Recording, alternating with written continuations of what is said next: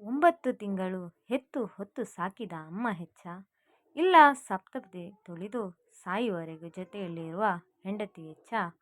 Comment ಮಾಡಿ. ನನ್ನ ಹೆಸರು ಅಂಕಿತ್. ನನ್ನ ಪ್ರೇಯಸಿ ಒಂದು ದಿನ ಒಂದು ಪ್ರಶ್ನೆ ಕೇಳಿದಳು. ನಿನಗೆ ನಾನೆಂದರೆ ತುಂಬ ಇಷ್ಟನಾ, ಅಥವಾ ನಿಮ್ಮ ಅಮ್ಮನೆಂದರೆ ತುಂಬ ಇಷ್ಟನಾ ಅಂತ.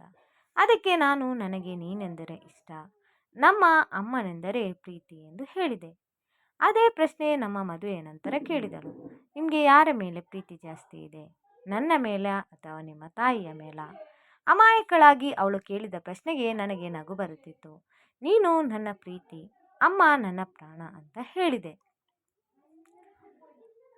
ನಾನು ಆ ರೀತಿ ಹೇಳಿದಾಗಲೆಲ್ಲ ಅವಳು ನನ್ನ ಕಣ್ಣಲ್ಲಿ ಕಣ್ಣಿಟ್ಟು ನೋಡುತ್ತಾ ಸಣ್ಣದಾಗಿ ಸ್ಮೈಲ್ ಕೊಡುತ್ತಿದ್ದಳು. ಆ ರೀತಿ ಪ್ರಶ್ನೆ ಮತ್ತೆ ನನಗೆ 10 ವರ್ಷಗಳ ನಂತರ ಎದುರಾಯಿತು. ಈ ಬಾರಿ ಆ ಪ್ರಶ್ನೆಯಲ್ಲಿ ಪ್ರೀತಿ ಇರಲಿಲ್ಲ, ನಗೇನೂ ಇರಲಿಲ್ಲ. ಅದರ ಬದಲಾಗಿ ಭಯಂಕರವಾದ ದುಃಖವನ್ನು ಪರಿಚಯ ಮಾಡಿತು. ಆ ಪ್ರಶ್ನೆಗೆ ಎದುರು ಬೀಳುವುದಕ್ಕಿಂತ ಸಾಯುವುದೇ ಉತ್ತಮ ಎನಿಸಿತು. ನನಗೆ ಮದುವೆಯಾಗಿ 10 ವರ್ಷ ಕಳೆಯಿತು. ನನಗೆ ಬೆಂಗಳೂರಿಗೆ ಟ್ರಾನ್ಸ್ಫರ್ ಆಯಿತು. ಅಪ್ಪ ಅಮ್ಮ ಹೆಂಡತಿ ಮಕ್ಕಳು ಊರಿನಲ್ಲೇ ಇದ್ದರು.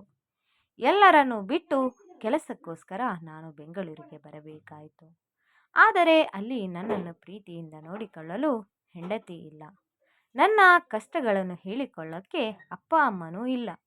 ಎಲ್ಲ ಗೊತ್ತಿದ್ದು ನಾನು ಯಾಕೆ ಅವರನ್ನು ಬಿಟ್ಟು ಬಂದೆ? ನಾವು ಬದುಕುವುದು ಪ್ರೀತಿಗೋಸ್ಕರ, ಅನುಬಂಧಗಳಿಗೋಸ್ಕರ.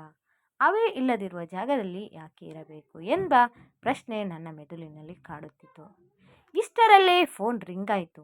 ಹೆಲೋ, ನನ್ನ ಗಂಡ ಏನು ಮಾಡ್ತಿದ್ದಾರೆ ಅಂತ ರಾಗ ಎಳೆಯುತ್ತಾ ಕೇಳಿದಳು ಅಂಬಿಕಾ. ನಿನ್ನ ಗಂಡ ಅವರ ಹೆಂಡತಿ ಬಗ್ಗೆ ಯೋಚನೆ ಮಾಡ್ತಿದ್ದಾರೆ. ಹೌದಾ? ಏನು ಯೋಚನೆ ಮಾಡ್ತಾ ಇದ್ದಾರೆ? ನನ್ನ ಬಗ್ಗೆ. ನಮ್ಮ ಮಕ್ಕಳಿಬ್ಬರು ನಿನ್ನನ್ನು ಯಾವ ರೀತಿ ನೋಡ್ಕೊಳ್ತಿದ್ದಾರೆ ಅಂತ. ಅವರು ನನ್ನನ್ನು ನೋಡಿಕೊಳ್ಳೋದಾ, ನಾನೇ ಅವರನ್ನು ನೋಡಿಕೊಳ್ತಿದ್ದೀನಿ ಎಂದಳು ಅಂಬಿಕಾ ನಗುತ್ತಾ. ಏನು ಮೇಡಮ್ನವರು ಇವತ್ತು ಅರ್ಧರಾತ್ರಿಯಲ್ಲಿ ಫೋನ್ ಮಾಡಿದ್ದಾರೆ? ನಾನು ಅಷ್ಟೊಂದು ನೆನಪಿಗೆ ಬರ್ತಿದ್ನಾ? ಅದೇನೂ ಇಲ್ಲ, ಅತ್ತೆ ನನ್ನನ್ನು ಬೈದು ಮಕ್ಕಳನ್ನು ರೂಮಿಂದ ಕರ್ಕೊಂಡು ಹೊರಟು ಹೋದರು. ಯಾಕೆ ಬೈದರು? ನೀನು ಏನು ಹುಚ್ಚು ಕೆಲಸ ಮಾಡಿದೆ ಅಂತ ಕೇಳಿದೆ. ನಾನೇನು ಮಾಡಲಿಲ್ಲ.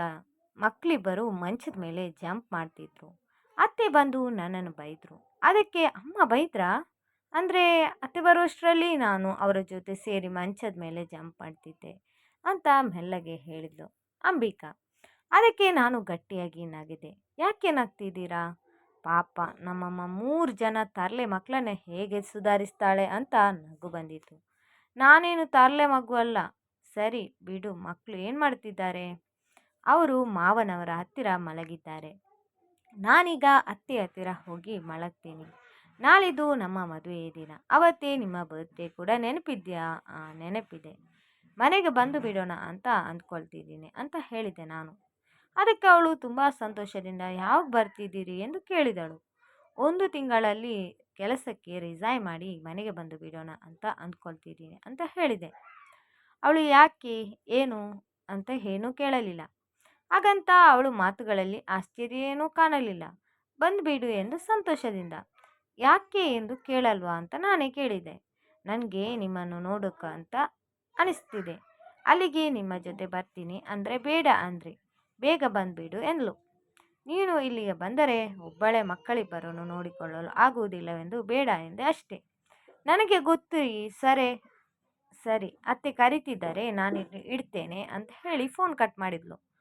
ಸ್ವಲ್ಪ ಸಮಯದ ನಂತರ ಮತ್ತೆ ಕಾಲ್ ಮಾಡಿದ್ಲು. ಯಾಕೆ ಅಂಬಿಕಾ ಮತ್ತೆ ಫೋನ್ ಮಾಡ್ತಿದ್ಯಾ, ಏನಾಯ್ತು ಅಂತ ಕೇಳಿದೆ. ಏನಿಲ್ಲ ರೀ, ಆಗಲೇ ಹೇಳೋದು ಮರ್ತ್ಬಿಟ್ಟೆ, ಐ ಲವ್ ಯು ಅಂತ ಹೇಳಿದಳು. ಐ ಲವ್ ಯು ಟು ಅಂದೆ. ಒಂದು ಸಣ್ಣ ಮುತ್ತಿಟ್ಟು ಫೋನ್ ಕಟ್ ಮಾಡಿದ್ದಳು. ಬೆಳಿಗ್ಗೆ ಅಮ್ಮ ಫೋನ್ ಮಾಡಿದ್ರು. ಅಮ್ಮ, ಹೇಗಿದೆಯಾ ಕಣೋ ಮಗ? ಚೆನ್ನಾಗಿದ್ದೀನಮ್ಮ, ನಿಮ್ಮ ಆರೋಗ್ಯ ಹೇಗಿದೆ? ಅಮ್ಮ, ಚೆನ್ನಾಗಿದೆ ಕಣೋ, ಪರವಾಗಿಲ್ಲ. ಟಿಫಿನ್ ತಿಂದ?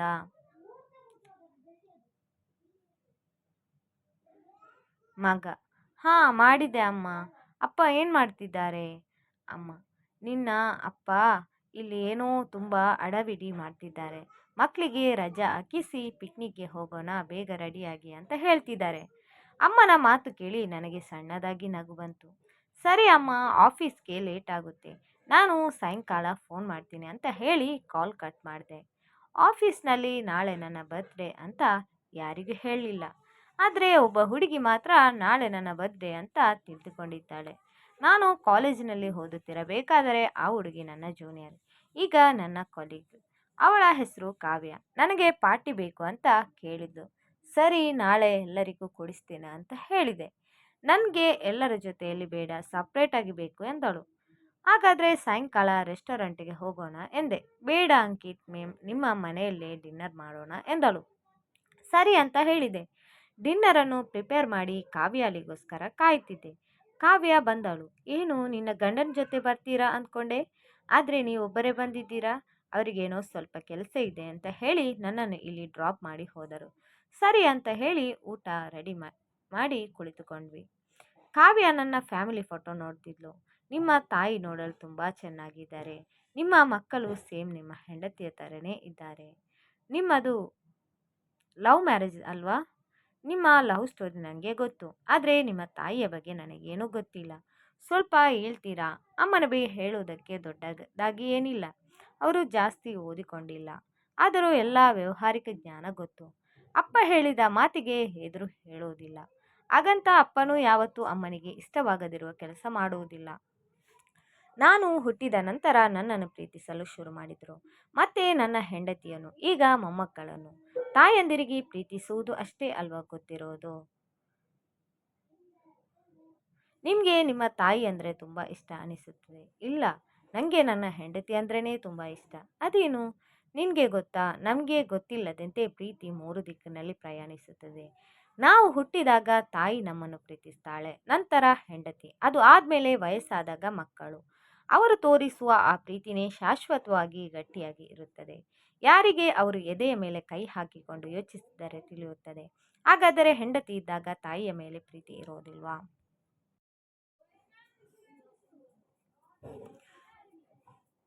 ತಾಯಿ ಕಡೆಯಿಂದ ನೋಡು ಇರುತ್ತದೆ. ತಾಯಿ ಪ್ರೀತಿ ನಾವು ಹುಟ್ಟಿದಾಗನಿಂದ ಶುರುವಾಗುತ್ತದೆ. ಹೆಂಡತಿ ಪ್ರೀತಿ ಸಾಯುವವರೆಗೆ ನಮ್ಮ ಜೊತೆಯಲ್ಲಿ ಇರುತ್ತದೆ. ತುಂಬ ಚೆನ್ನಾಗಿ ಹೇಳಿದ್ರಿ ಅಂತ ಹೇಳಿದ್ಲು ಕಾವ್ಯ. ಟೈಮ್ 11 ಗಂಟೆ ಆಗಿದೆ. ನಿಮ್ಮನ್ನು ಮನೆ ಹತ್ತಿರ ಡ್ರಾಪ್ ಮಾಡಲಾ? ಬೇಡ, ನನ್ನ ಹಸ್ಬೆಂಡ್ ಕೇಕ್ ತಗೊಂಡು ಬರ್ತಿದ್ದಾರೆ. ಕೇಕ್ ಕಟ್ ಮಾಡಿದ ಆದಮೇಲೆ ಹೋಗ್ತೀನಿ. 11:40 ಆದರೂ ಅವರ ಹಸ್ಬೆಂಡ್ ಬರಲಿಲ್ಲ. ಕಾವ್ಯ ಅವರಿಗೆ ಫೋನ್ ಮಾಡ್ತಾನೆ ಇದ್ದಾಳೆ. ಸರಿಯಾಗಿ 12 ಗಂಟೆಗೆ ಕಾಲಿಂಗ್ ಬೆಲ್ ಸೌಂಡ್ ಆಯಿತು. ಅದೇ ಸಮಯಕ್ಕೆ ನನಗೊಂದು ಫೋನ್ ಕಾಲ್ ಬಂದಿತ್ತು. ಹಲೋ, ಒಂದು ಕಾರ್ ನಂಬರ್ ಹೇಳಿ. ಈ ಕಾರ್ ನಿಮ್ಮದೇನಾ ಅಂತ ಕೇಳಿದರು. ಹೌದು, ನಮ್ಮದೇ. ನಿಮ್ಮ ಕಾರಿಗೆ ಬೆಂಗಳೂರು ಹೈವೇಲಿ ಆಕ್ಸಿಡೆಂಟ್ ಆಗಿದೆ. ಅದರಲ್ಲಿ ಇರೋರನ್ನು ಅಪೋಲೋ ಹಾಸ್ಪಿಟಲ್ನಲ್ಲಿ ಜಾಯಿನ್ ಮಾಡಿದೆ ಅಂತ ಹೇಳಿ ಫೋನ್ ಕಟ್ ಮಾಡಿದರು. ಹಿಂದೆಯೇ ಅಂಬಿಕಾಗೆ ಕಾಲ್ ಮಾಡಿದೆ, ಕಾಲ್ ಪಿಕ್ ಮಾಡಲಿಲ್ಲ. ಅಪ್ಪನಿಗೆ ಕಾಲ್ ಮಾಡಿದೆ, ಅವರು ಕಾಲ್ ಪಿಕ್ ಮಾಡಲಿಲ್ಲ. ನನಗೆ ಮೈಯೆಲ್ಲ ಬೆವರು ಹಿಡಿದು ಕೈಗಳು ಕಾಲುಗಳು ಅದರುತ್ತಿವೆ. ಏನಾಯಿತು ಅಂಕಿತ್, ಏನಾಯಿತು ಅಂತ ಕಾವ್ಯ ಕೇಳ್ತಿದ್ದಾಳೆ. ನನಗೆ ಬಾಯೆಲ್ಲ ಒಣಗಿಕೊಂಡು ಹೋಗ್ತಿದೆ. ತೊದಲುತ್ತಾ ಕಾವ್ಯಳಿಗೆ ವಿಷಯ ತಿಳಿಸಿದೆ. ನಂತರ 3 ಜನ ಹಾಸ್ಪಿಟಲ್ಗೆ ಹೊರಟೆವು. ಅವರು ಇಲ್ಲಿಗೆ ಏನಕ್ಕೆ ಬಂದಿರುತ್ತಾರೆ? ನನ್ನ ಬರ್ತ್ಡೇಗೆ ಸರ್ಪ್ರೈಸ್ ಮಾಡಲಿಕ್ಕೆ ಬಂದ್ರಾ? ಯಾರಿಗೂ ಏನೂ ಆಗಲಿಲ್ವಾ? ಆಸ್ಪತ್ರೆಗೆ ಹೋಗುವ ತನಕ ಇದೇ ಇಷ್ಟು ಆಲೋಚನೆಗಳೇ? ಆಸ್ಪತ್ರೆಯ ಹೊರಗಡೆ ಪೊಲೀಸರು ನಿಂತಿದ್ದಾರೆ. ನಾವು ಫಾಸ್ಟಾಗಿ ಆಸ್ಪತ್ರೆಯ ಒಳಗೆ ಹೋಗುತ್ತಿರಬೇಕಾದರೆ ಪೊಲೀಸರು ನಮ್ಮನ್ನು ತಡೆದು, ಯಾರು ನೀವು ಅಂತ ಕೇಳಿದರು. ಅವರ ಫ್ಯಾಮಿಲಿಗೆ ಆಕ್ಸಿಡೆಂಟ್ ಆಗಿದೆ, ಅವರನ್ನು ಇಲ್ಲೇ ಜಾಯಿನ್ ಮಾಡಿದ್ದಾರೆ ಅಂತ ಕಾವ್ಯ ಹೇಳಿದಳು. ಒಂದು ಪೇಪರ್ ಮೇಲೆ ಸೈನ್ ಮಾಡಿಸಿಕೊಂಡು ತಕ್ಷಣವೇ ಒಳಗೆ ಕಳಿಸಿದ್ರು. ಆಸ್ಪತ್ರೆ ಪೂರ್ತಿ ಗದ್ದಳೆಯಿಂದ ಕೂಡಿದೆ. ನಾವು ICU ಹತ್ತಿರ ಹೋದೆವು. ನನಗೆ ಗಾಬರಿಯಾಗುತ್ತಿದೆ. ಒಬ್ಬ ಡಾಕ್ಟರ್ ಹೊರಗೆ ಬಂದರು. ಡಾಕ್ಟರ್, ಅವರಿಗೆ ಹೇಗಿದೆ ಅಂತ ಕೇಳಿದೆ. ನೀವು ಅವರಿಗೆ ಏನಾಗುತ್ತೀರಿ? ಅವರು ನನ್ನ ತಂದೆ, ತಾಯಿ, ಹೆಂಡತಿ, ಮಕ್ಕಳು. ನಿಮ್ಮ ಮಗನಿಗೆ ಫ್ರ್ಯಾಕ್ಚರ್ ಆಗಿದೆ, ಪ್ರಾಣಕ್ಕೇನೂ ತೊಂದರೆ ಇಲ್ಲ. ನಿಮ್ಮ ತಂದೆಗೆ 2 ಆಪರೇಷನ್ಗಳು ಮಾಡಿದೆವು, ಅವರು ಕೋಮಾದಲ್ಲಿ ಇದ್ದಾರೆ. ನಿನ್ನ ಹೆಂಡತಿ ಹಾಗೂ ತಾಯಿಗೆ ಆಪರೇಷನ್ಗಳು ನಡೆಯುತ್ತಿವೆ. ಈಗಲೇ ಏನೂ ಹೇಳಲು ಆಗೋದಿಲ್ಲ. ಮತ್ತೆ ನಿನ್ನ ಮಗಳು ಅದೃಷ್ಟವಂತಳು, ಸಣ್ಣ ಸಣ್ಣ ಗಾಯಗಳಿಂದ ಹೊರಬಿದ್ದಿದ್ದಾಳೆ ಎಂದು ಹೇಳುತ್ತಿರುವಾಗಲೇ ನರ್ಸ್ ನನ್ನ ಮಗಳನ್ನು ಎತ್ತಿಕೊಂಡು ಬಂದಳು. ಅವಳು ಅಮ್ಮ ಅಮ್ಮ ಅಂತ ಅಳುತ್ತಿದ್ದರೆ ನನ್ನ ಹೃದಯ ಕಿತ್ತು ಬಂದಾಯಿತು. ನಾನು ಅವಳನ್ನು ಎತ್ತಿಕೊಂಡು ಸಮಾಧಾನ ಮಾಡಲು ಪ್ರಯತ್ನ ಮಾಡಿದೆ, ಆದರೆ ಅವಳು ಅಳು ನಿಲ್ಲಿಸಲೇ ಇಲ್ಲ. ನನ್ನ ಕಣ್ಣಿನಿಂದ ಕಣ್ಣೀರು ನಿಲ್ಲಲೇ ಇಲ್ಲ. ಸುತ್ತು ಇರುವವರು ಕರುಣೆಯಿಂದ ನಮ್ಮನ್ನೇ ನೋಡುತ್ತಿದ್ದಾರೆ. ಕಾವ್ಯ ನನ್ನಿಂದ ಮಗುವನ್ನು ತೆಗೆದುಕೊಂಡು ಹೊರಗಡೆ ಹೋದಳು. ಕಾವ್ಯಾಳ ಗಂಡ ನನ್ನ ಜೊತೆಯಲ್ಲೇ ಇದ್ದು ಧೈರ್ಯ ಹೇಳುತ್ತಿದ್ದ. ಸ್ವಲ್ಪ ಸಮಯದ ನಂತರ ಮಗು ಮಲಗಿತು. ಐಸಿಯುವಿಂದ ಡಾಕ್ಟರ್ ಹೊರಗೆ ಬಂದರು. ಡಾಕ್ಟರ್, ಅವರಿಗೆ ಹೇಗಿದೆ? ನಿಮ್ಮ ತಾಯಿಯ 2 ಕಿಡ್ನಿಗಳಿಗೂ ಪೆಟ್ಟಾಗಿದೆ. ತಕ್ಷಣವೇ ಬೇರೆ ಕಿಡ್ನಿಗಳು ಅರೇಂಜ್ ಮಾಡಬೇಕು. ನಿಮ್ಮ ಹೆಂಡತಿಗೆ ಹಾರ್ಟ್ ಟ್ರಾನ್ಸ್ಪ್ಲಾಂಟೇಷನ್ ಮಾಡಬೇಕು. ಹಾಗಾದರೆ ಬೇಗ ಮಾಡಿ ಡಾಕ್ಟರ್. ದುಡ್ಡು ಎಷ್ಟಾದರೂ ಪರವಾಗಿಲ್ಲ, ಪ್ಲೀಸ್ ಡಾಕ್ಟರ್. ಪಾರ್ಟ್ಸ್ ನಮ್ಮ ಹತ್ರ ಸ್ಟಾಕ್ ಇಲ್ಲ ಸರ್, ಬೇರೆ ಕಡೆಯಿಂದ ತರಿಸಬೇಕು. ಆದರೆ ನಮ್ಮ ಹತ್ರ ಅಷ್ಟೊಂದು ಟೈಮ್ ಇಲ್ಲ. ಒಂದು ಅರ್ಧ ಗಂಟೆಯಲ್ಲಿ ಆಪರೇಷನ್ ಸ್ಟಾರ್ಟ್ ಮಾಡಬೇಕು. ಆ ಮಾತು ಕೇಳಿ ನನಗೆ ಆಘಾತವಾಯಿತು. ಏನು ಮಾಡುವುದು ಅಂತ ನನಗೆ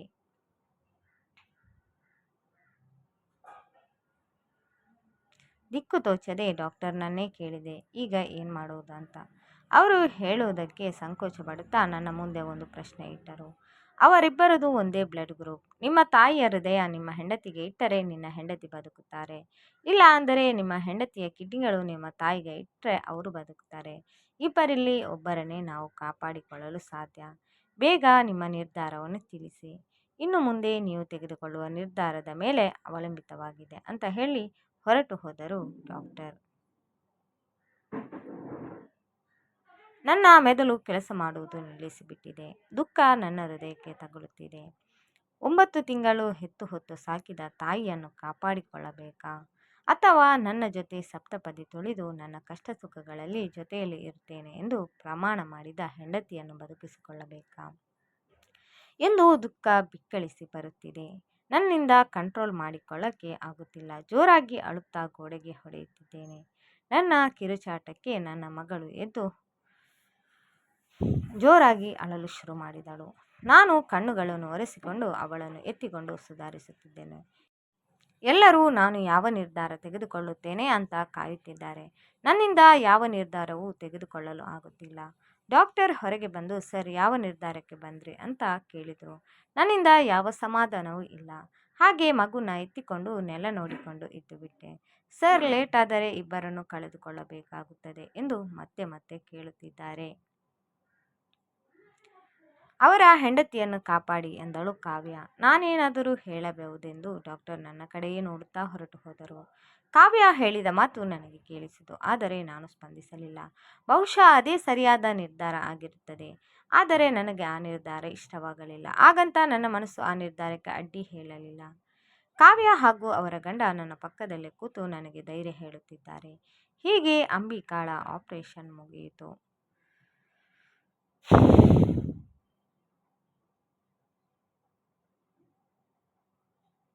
ಅಮ್ಮನ ಅಂತ್ಯಕ್ರಿಯೆಗಳೆಲ್ಲವೂ ಮುಗಿಸಿ ಮನೆಗೆ ಹೋದೆವು. ಅಮ್ಮನ ನೆನಪುಗಳೆಲ್ಲ ಮನೆ ತುಂಬ ತುಂಬಿಕೊಂಡಿದ್ದವು. ಅಮ್ಮ ಇಲ್ಲ ಎನ್ನುವ ನೋವನ್ನು ಮರೆಯಲು ಸಾಧ್ಯವೇ ಆಗಲಿಲ್ಲ. ಹೀಗೆ 4 ತಿಂಗಳು ಕಳೆಯಿತು. ನಿಮ್ಮ ತಂದೆ ಕೋಮಾದಿಂದ ಹೊರಬಂದರೆಂದು ಆಸ್ಪತ್ರೆಯಿಂದ ಫೋನ್ ಬಂತು. ನಾನು ಅಂಬಿಕಾ ಆಸ್ಪತ್ರೆಗೆ ಹೋದೆವು. ನಾವು ಹೋಗುವುದಕ್ಕೆ ಮುಂಚೆನೇ ಡಾಕ್ಟರ್ ನಡೆದದ್ದೆಲ್ಲ ನಮ್ಮ ತಂದೆಗೆ ಹೇಳಿದ್ದರು.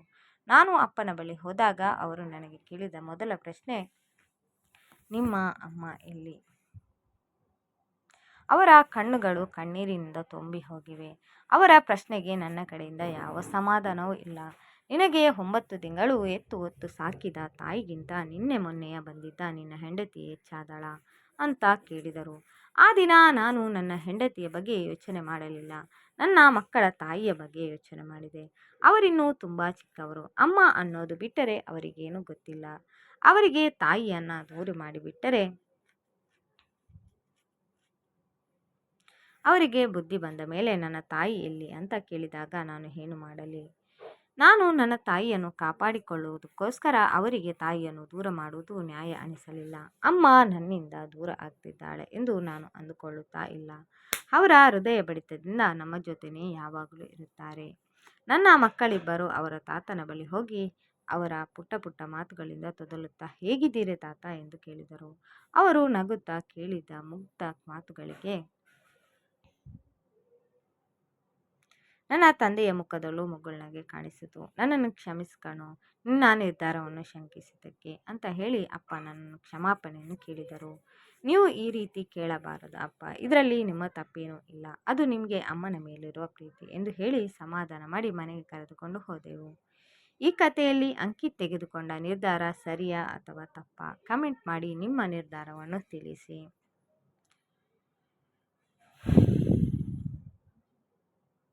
ವೀಕ್ಷಕರೇ, ಈ ಕತೆ ಇಷ್ಟವಾದರೆ ಪ್ಲೀಸ್ ಲೈಕ್ ಮಾಡಿ, ಶೇರ್ ಮಾಡಿ, ಸಬ್ಸ್ಕ್ರೈಬ್ ಮಾಡಿ. Thank you.